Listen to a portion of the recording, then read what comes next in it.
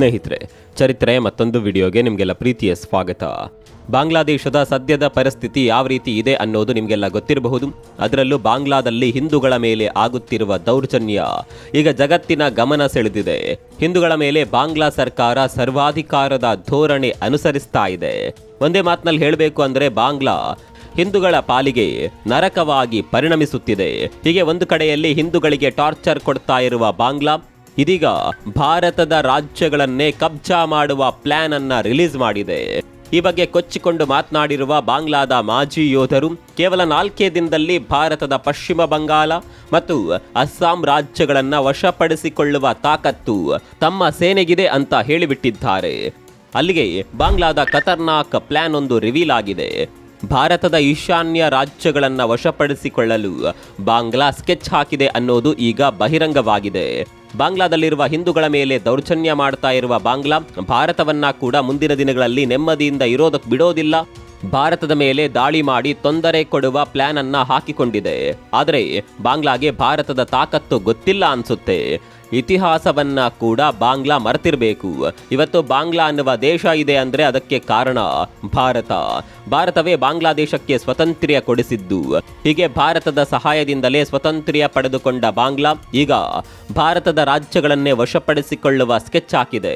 ಬಾಂಗ್ಲಾದ ಈ ಸ್ಕೆಚ್ಗೆ ಭಾರತ ಕೂಡ ತಿರುಗೇಟು ಕೊಟ್ಟಿದೆ. ಈ ಬಗ್ಗೆ ಮಾತನಾಡಿರುವ ಪಶ್ಚಿಮ ಬಂಗಾಳ ಮುಖ್ಯಮಂತ್ರಿಗಳು, ನೀವು ನಮ್ಮ ಮೇಲೆ ದಾಳಿ ಮಾಡುವಾಗ ನಾವೇನು ಲಾಲಿಪಾಪ್ ತಿಂತ ಕೂರ್ತೀವ ಅಂತ ಖಡಕ್ಕಾಗಿಯೇ ಹೇಳಿಬಿಟ್ಟಿದ್ದಾರೆ.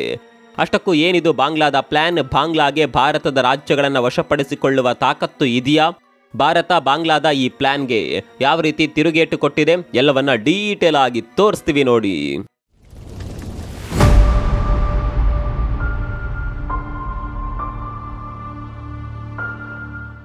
ಬಾಂಗ್ಲಾದ ಧಿಮಾಕು ಮಿತಿ ಮೀರಿದೆ.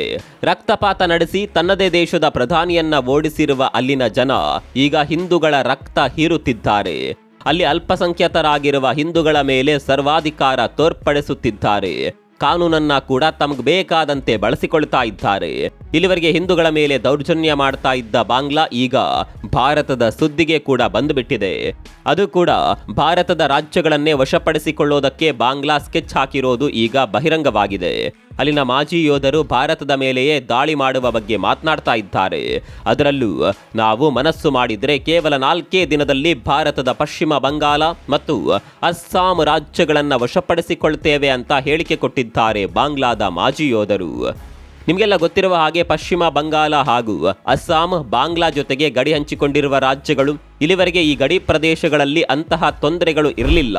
ಕಾರಣ ಭಾರತ ಹಾಗೂ ಬಾಂಗ್ಲಾ ನಡುವಿನ ಸಂಬಂಧ ತುಂಬಾನೇ ಚೆನ್ನಾಗಿತ್ತು. ಈ ಗಡಿಯಲ್ಲಿ ಯೋಧರ ನಿಯೋಜನೆ ಕೂಡ ಇರ್ತಾ ಇರಲಿಲ್ಲ. ಬಾಂಗ್ಲಾ ಒಂದು ಸಹೋದರ ದೇಶ ಇದ್ದಂತೆ ಇತ್ತು. ಆದರೆ ಈಗ ಎಲ್ಲವೂ ಬದಲಾಗಿದೆ.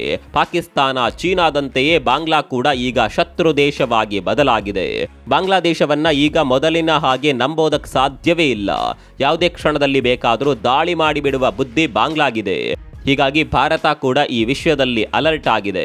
ಮತ್ತೊಂದು ಕಡೆಯಲ್ಲಿ ಬಾಂಗ್ಲಾದ ಮಾಜಿ ಯೋಧರು ಭಾರತವನ್ನ ಸುಮ್ಮನೆ ಕೆಣಕುತ್ತಿದ್ದಾರೆ. ಸೋಷಿಯಲ್ ಮೀಡಿಯಾದಲ್ಲಿ ವಿಡಿಯೋಗಳನ್ನ ಹರಿಬಿಟ್ಟು ಭಾರತವನ್ನ ಕೆಣಕ್ತಾ ಇದ್ದಾರೆ ಬಾಂಗ್ಲಾದ ಮಾಜಿ ಯೋಧರು. ನಮ್ಮ ಆರ್ಮಿ ಭಾರತಕ್ಕಿಂತ ಶಕ್ತಿಶಾಲಿಯಾಗಿದೆ.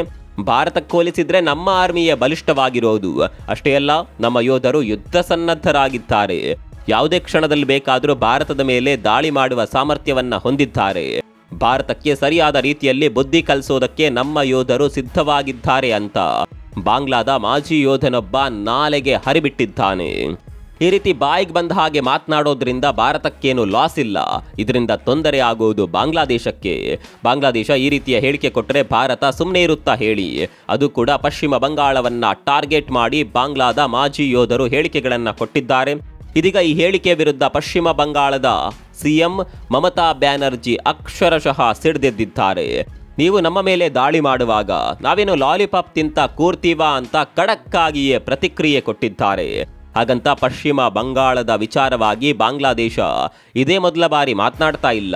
2 ತಿಂಗಳ ಹಿಂದೆ ಬಾಂಗ್ಲಾದ ಮಧ್ಯಂತರ ಸರ್ಕಾರ ಜಾರಿಗೆ ಬಂದಂಥ ಸಂದರ್ಭದಲ್ಲಿ ಕೂಡ ಪಶ್ಚಿಮ ಬಂಗಾಳದ ವಿಚಾರವಾಗಿ ಬಾಂಗ್ಲಾ ಬಾಯಿ ಬಡಿದುಕೊಂಡಿತ್ತು.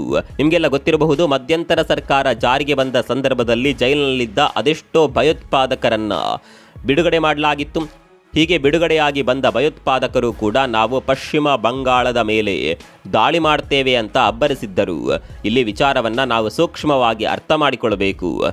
ಬಾಂಗ್ಲಾ ಕೇವಲ ಧಮ್ಕಿಯನ್ನ ಮಾತ್ರ ಹಾಕ್ತಾ ಇರೋದಲ್ಲ, ಭಾರತದ ಮೇಲೆ ದಾಳಿ ಮಾಡೋದಕ್ಕೆ ಸಿದ್ಧತೆಯನ್ನ ಕೂಡ ಮಾಡಿಕೊಳ್ತಾ ಇದೆ. ಟರ್ಕಿಯಿಂದ ಖರೀದಿ ಮಾಡಿರುವ ಡ್ರೋನ್ಗಳನ್ನು ಗಡಿಯಲ್ಲಿ ನಿಯೋಜನೆ ಮಾಡಿದೆ ಅನ್ನುವ ಸುದ್ದಿ ಕೂಡ ಬರ್ತಾ ಇದೆ. ಮತ್ತೊಂದು ಕಡೆ ಅಲ್ಲಿನ ಜನರನ್ನ ಕೂಡ ಭಾರತದ ವಿರುದ್ಧ ಎತ್ತಿ ಕಟ್ಟುವ ಪ್ರಯತ್ನಗಳು ನಡೆಯುತ್ತಲೇ ಇದೆ.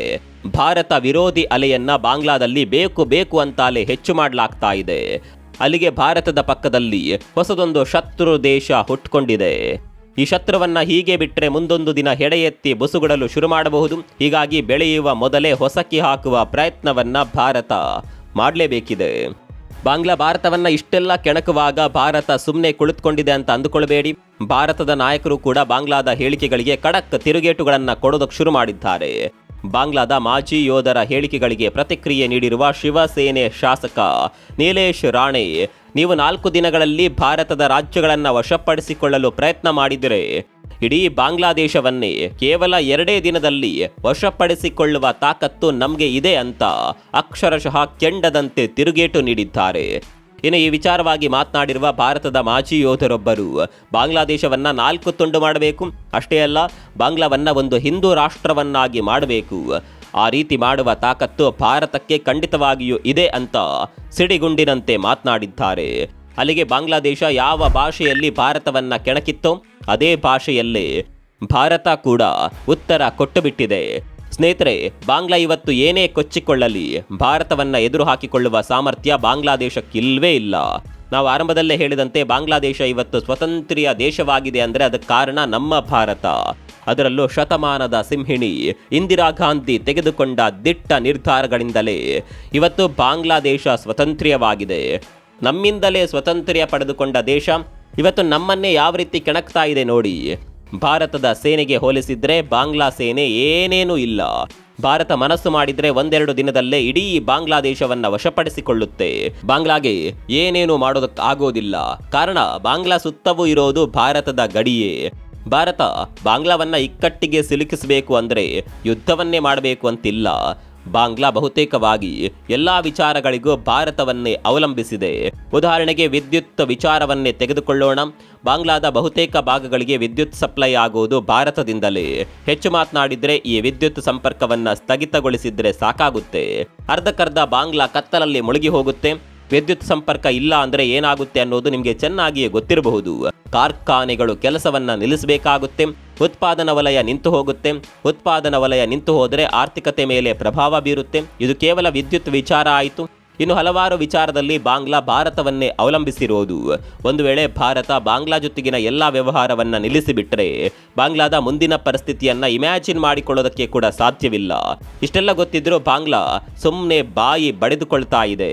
ಭಾರತ ಸರ್ಕಾರ ಬಾಂಗ್ಲಾದ ಈ ಹೇಳಿಕೆಗಳಿಗೆ ಅಫಿಷಿಯಲ್ ಆಗಿ ಇನ್ನೂ ಕೂಡ ಪ್ರತಿಕ್ರಿಯೆ ನೀಡಿಲ್ಲ. ನೀಡುವ ಸಮಯ ಬಂದು ಬಿಟ್ರೆ ಬಾಂಗ್ಲಾಗೆ ಅದು ಖಂಡಿತವಾಗಿಯೂ ಅಪಾಯ. ಮತ್ತೊಂದು ಕಡೆಯಲ್ಲಿ ಬಾಂಗ್ಲಾದ ಹಿಂದೂಗಳು ತಮ್ಮ ಅಸ್ತಿತ್ವಕ್ಕಾಗಿ ಹೋರಾಟ ಮಾಡ್ತಾ ಇದ್ದಾರೆ. ಕೊನೆ ಉಸಿರು ಇರುವವರೆಗೂ ನಾವು ಹೋರಾಟ ಮಾಡ್ತೇವೆ ಅಂತ ಹೇಳ್ತಾ ಇದ್ದಾರೆ. ಬಾಂಗ್ಲಾದ ಈ ಧಮ್ಕಿಗಳ ಬಗ್ಗೆ ನಿಮ್ಗೇನನ್ಸುತ್ತೆ? ಕಾಮೆಂಟ್ ಮಾಡಿ.